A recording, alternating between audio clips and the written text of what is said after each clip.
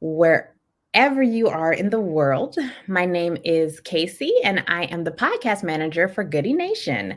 And for those of you all who don't know what Goody Nation is, we are an organization that exists to bridge the relationship gap for so many underrepresented founders in the tech space, in the innovation space, and also in the social entrepreneurship space. And we do that by providing resources like cohort style learning, mentorship, coaching, opportunities for funding, things that just really can help elevate a founder's career. And so you are tuned into Why Relationships Matter. And this podcast is also our way of bridging relationships between folks in our Goody Nation community and to all of you all over the world. And so, speaking of folks in our Goody Nation community, we have a very special guest today. We have Jamaila Holder, who is one of our newest Goody Nation team members. And we're super excited to dive into her story and to find out how she's actually helping us at Goody Nation help the founders in our community. Also, just going to shout out the green machine that's happening today. We love fun coincidences on this show. So, hi, Jamaila. Thank you so much for being on today. Thank you for having me. Happy Friday, Casey. Happy Friday. Love that. Yes. So, I would love to know, what is your professional origin story? How did you end up where you are today? Sure thing. Professional origin story. You know what? I think there's a bit of personal mixed in with the professional. So I'll start more so around upbringing. My dad's an entrepreneur. All of my life, he's been a consultant to small and medium-sized businesses. So I spent a lot of my youth going with him to client sites, especially if I was off for the summer, off on a holiday. And so I would hear the conversations that he's having with his clients and act as a executive assistant for the day, even though I didn't really know what I was doing. But yeah, I would act as an executive assistant for the day. So it's not really that surprising to me that now I am also doing consulting and advising, except I'm focusing more on founders in the tech startup ecosystem. Over the last couple of years, maybe the last decade since I graduated from business school, I've been working in tech. So I started doing work at SAP after business school, and then transitioned into doing a chief of staff role for someone that ended up getting promoted to COO of North America. But I had worked with him previously on a separate project and initiative, and we really just enjoyed each other's company and I just liked him as a person, to be honest. Like, you know, you just like someone and you're like, you know what, I really like working with this person and working for this person. And so that's one sort of relationship matter sort of story that I could certainly dive into a little bit deeper.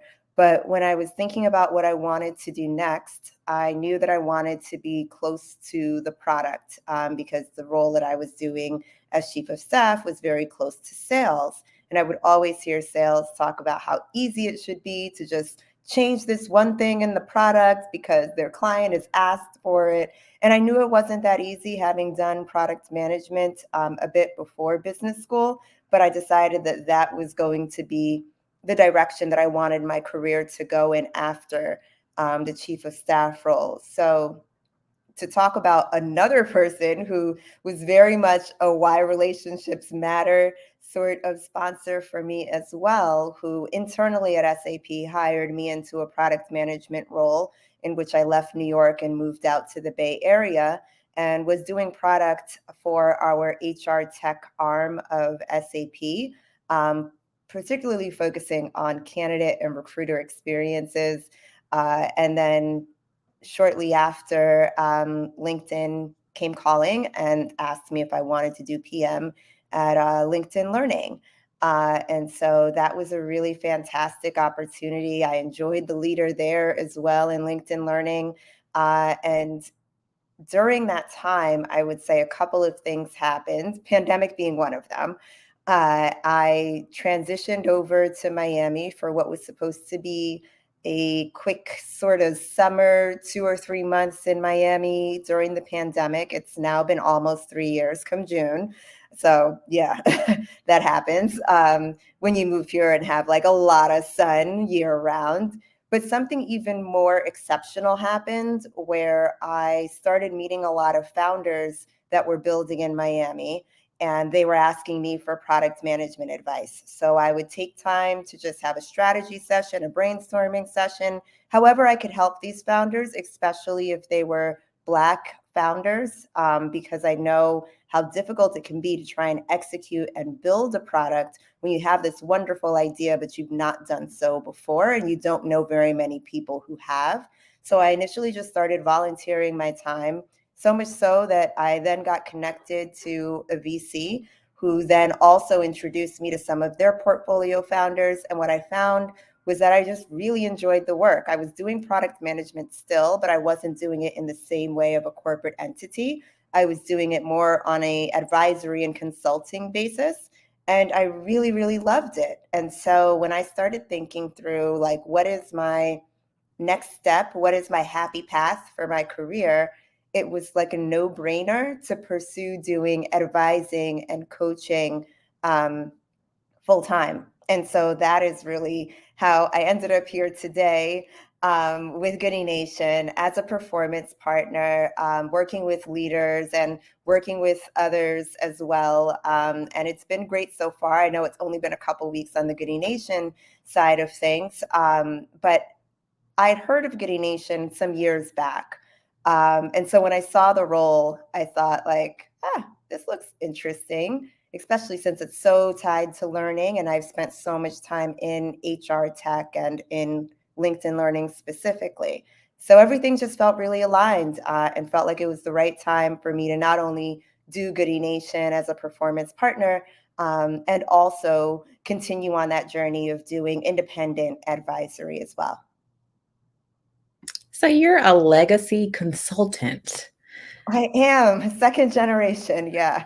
Second generation consultant. So why don't you talk to us a little bit more about how, I don't know, is it a personality thing? Are there any specific tips or tricks for being someone who wants to get into consulting? I imagine you have to be able to communicate with a variety of different types of stakeholders and people and read the room and read the, are they the soft skills that are most important? Do you have a particular set of things that you always go into consulting relationships with? Like, what is the consultant relationship building toolkit that you use? If you can tell us your secrets, of course. Absolutely. First, I'll say that, me doing product management, advisory, and consulting is a direct, path from me doing product management in corporate. So first it was, how do I monetize the skills that I've gained over almost 2 decades of work? And then it was, okay, now that I know I'm helping founders in one way or another, what are other ways that I am now able to support them? So when I'm looking for people that I'd like to work with, I really do start with just, do we think that we would get along? Like, how does the first call or conversation go? A lot of times I meet people at networking events, and I've been fortunate to have started some of my first larger projects doing consulting through referrals. And so when I'm thinking around like, okay, how do I work with someone? It's more so around like, are they open to coaching? Are they collaborative? Or, am I going to be having to like fight them every step of the way as I'm trying to guide them and help them and give them advice on what they're building? So I definitely think about the personality of the person my potential client, but I also think about, what are some of the things that they want to accomplish and how can I support them? Sometimes I have calls with people and I'm like, actually, I don't think I'm the right person for you. But I know somebody who is, and I introduce them given whatever sort of criteria and initiatives that they want to get done. But a lot of it really just boils down to, how can I best support this individual, and is this person coachable? So I don't necessarily ask if they're coachable, because that's just like I wouldn't say it's an odd question to ask someone. I think asking someone that uh, in a kind of like one-on-one setting, or maybe when you meet them for the first time is one thing, but then trying to get into like the nitty-gritty around like, do they accept feedback? Do they like getting feedback? That's what I typically do when I have our first like intro calls to help them understand how I work and see if it's a really great fit. So a lot of what I do comes down to me determining whether or not I think a founder is going to be a great fit for the work that I do. And if not, like, who else do I know in my network that might be able to support them?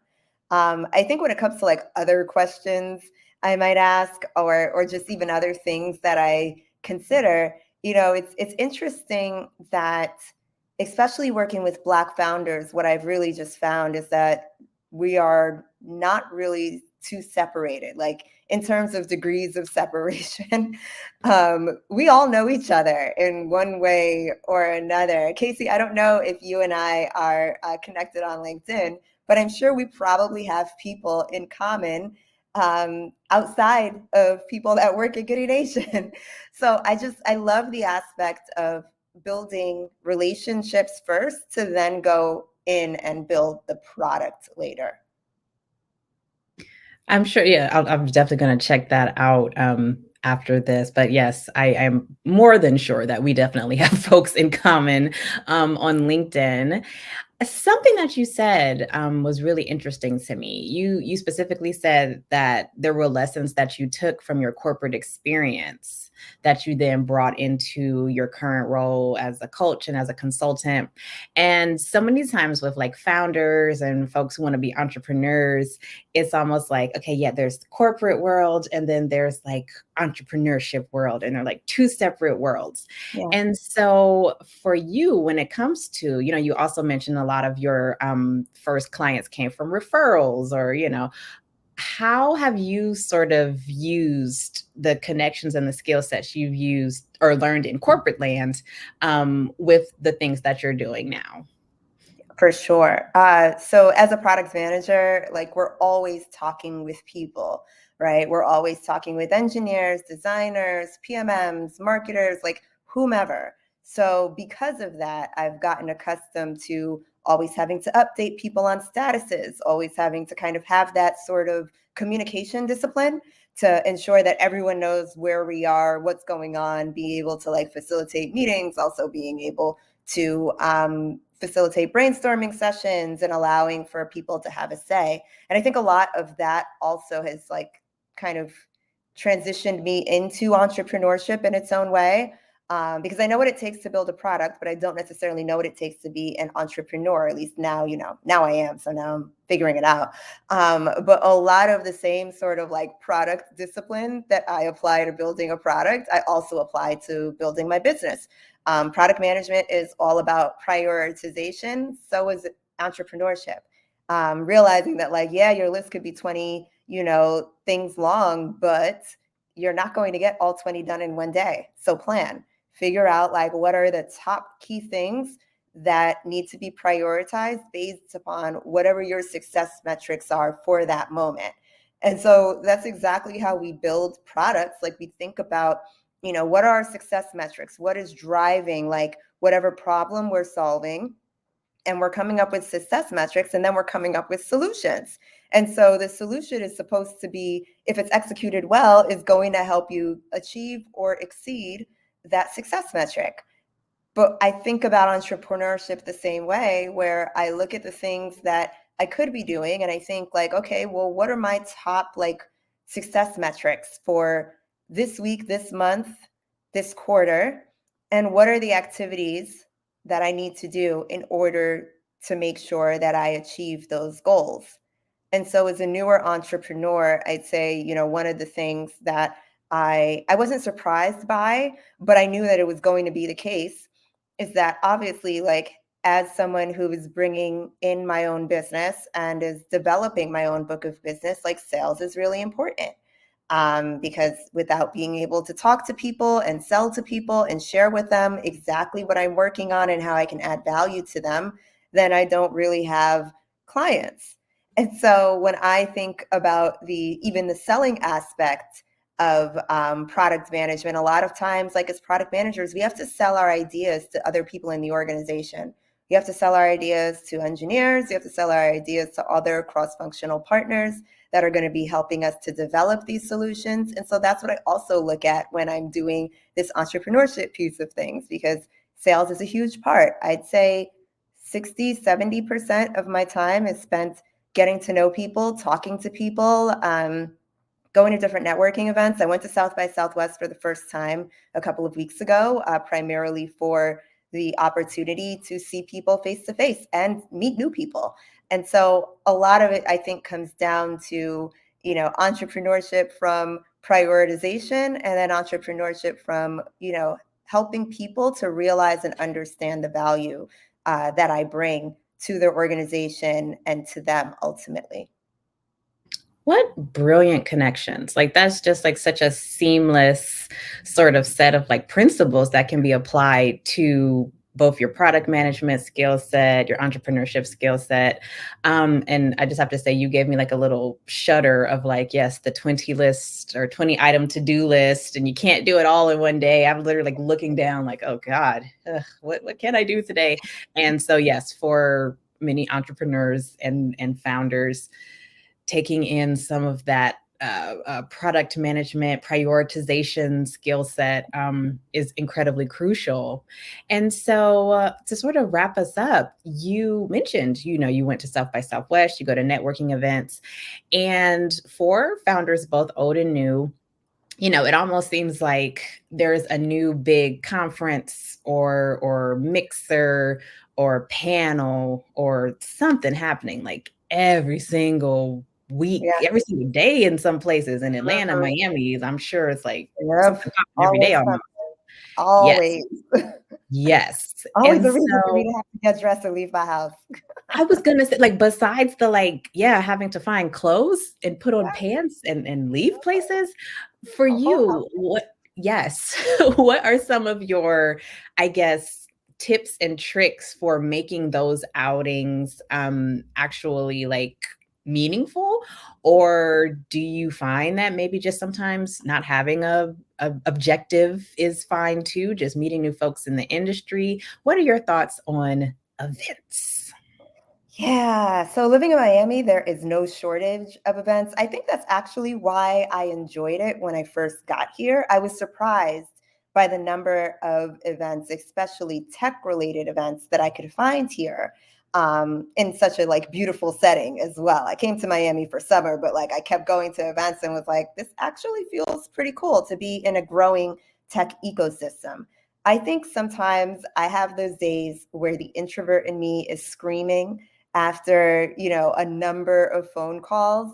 And if I'm not feeling it, I simply say, all right, like, let's do a little quick check in. Are we actually going? I know we RSVP'd, but are we going?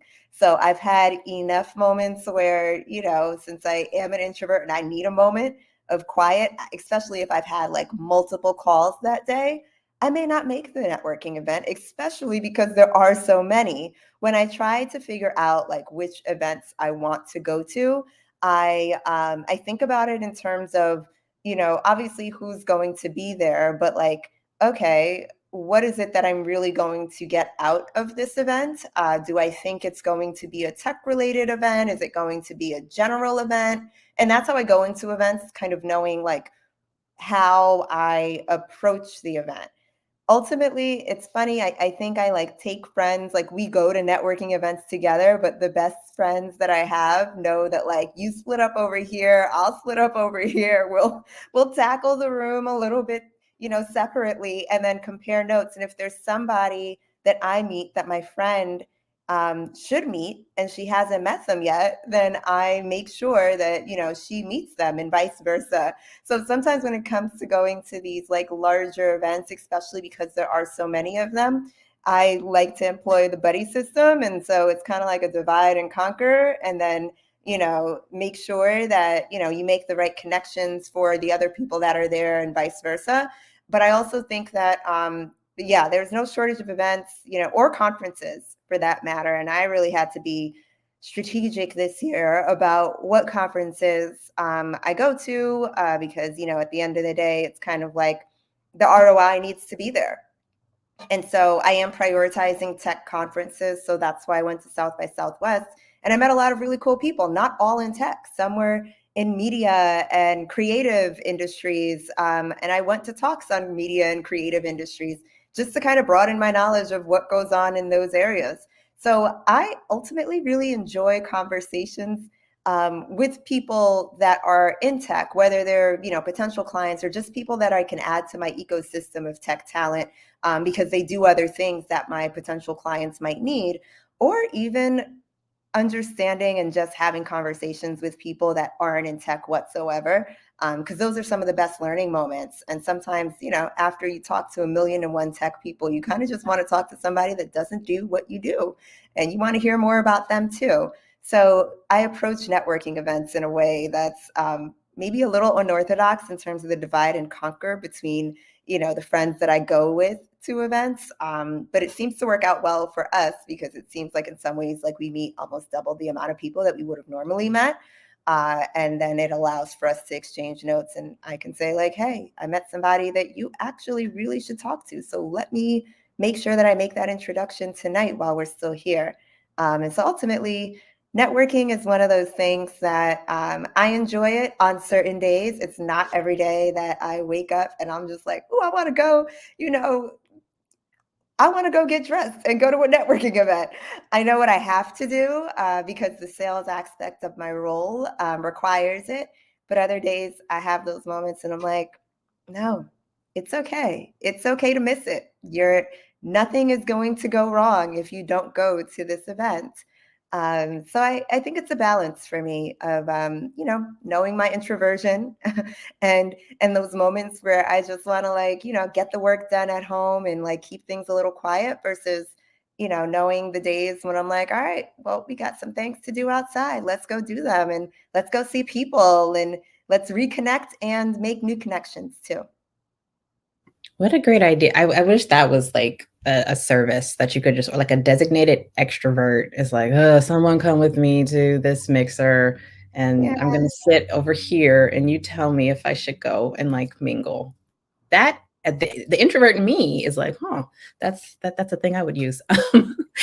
So Jamila, like if people see you out and about, or if they're seeing you on social, or how can people connect with you the best way if they just want to learn more about you, what you Yeah. do, etc. Yes, you can find me on LinkedIn, Jamaila Holder.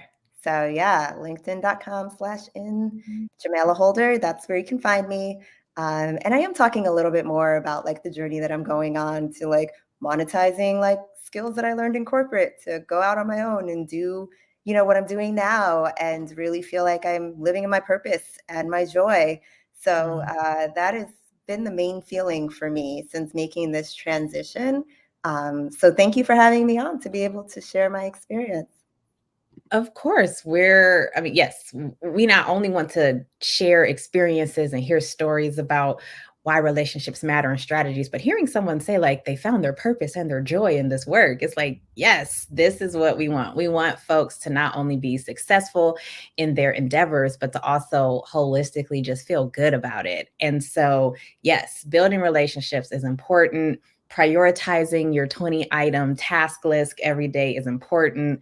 Checking in with yourself to see, do I have to go to the mixer tonight, or should I just recuperate, recharge my battery? That's important. And so all the tips that you all have heard today from Jamaila are just incredibly helpful. I hope that they'll help you in some way in your journey.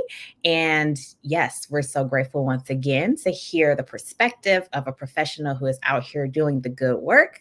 And speaking of which, as our Goody Nation founder, Joey Womack, always says, stay magnetic and outwork yesterday. Thank you for listening.